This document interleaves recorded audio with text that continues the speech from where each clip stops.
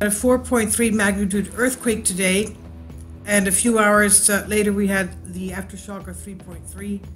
White City in New Mexico, and this is an area where we've been having a lot of earthquake activity this past week. 2.8, 3.1, and this is basically in the same area, 3.1, and right on the border with that's New Mexico and Texas. Okay, it's classed as New Mexico, but it's New Mexico, Texas. It's a Texas area, and this is the frequency that we can see. There looks to be a lot of fracking there. So is this a fracking earthquake? We know that it's on the part of a river. Rivers are all on fault lines. Let's remember that. That's one of the first things that they teach us in geology. And this is the shake map, as you can see. Very extensive, 4.3. And here is our map, just south of the New Mexico border. And Roswell is somewhere up here, Roswell, New Mexico. And that seems to have been, there it is, okay? That shook as well, as we can see. White Sands Missile Range, Lubbock Air Force Base, and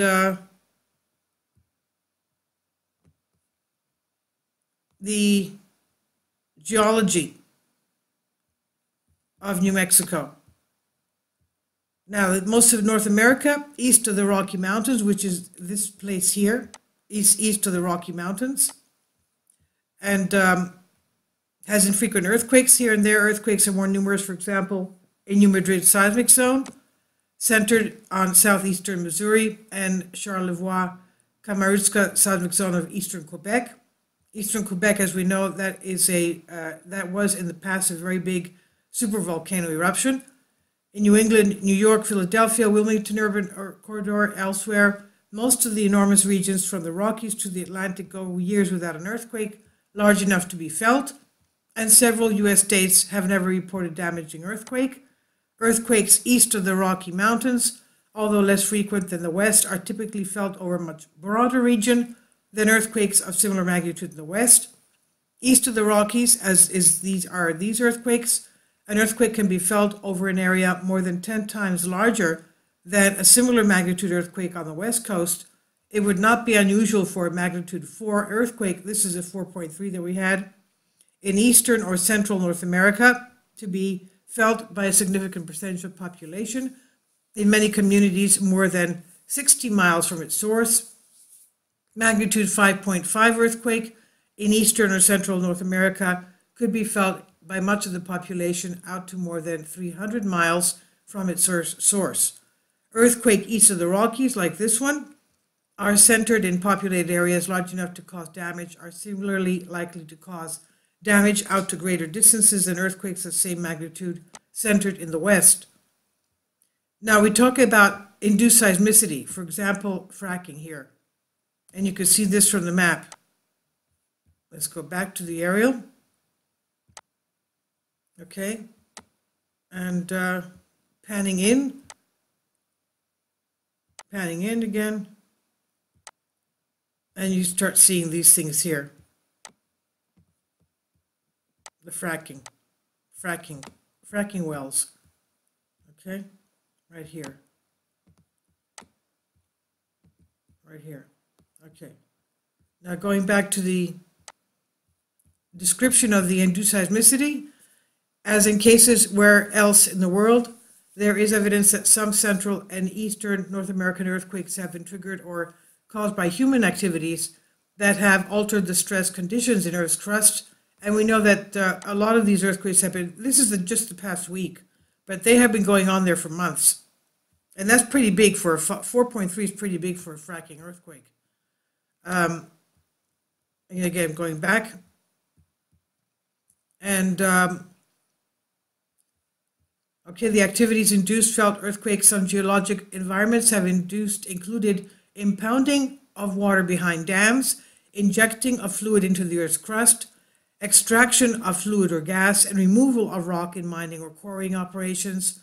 In much of eastern and central North America, the number of earthquakes suspected of having been induced is much smaller than the number of natural earthquakes, but in some regions, such as the south central United States, as in this situation, a significant majority of recent earthquakes are thought by many seismologists to have been human-induced, even within areas with many human-induced earthquakes.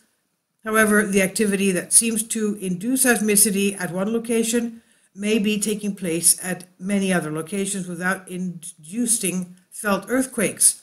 In addition, regions with frequent induced earthquakes may also be subject to damaging earthquakes that would have occurred independently of human activity, making a strong scientific case for the causation link between particular human activity and a particular sequence of earthquakes typically involves special studies devoted specifically to the question.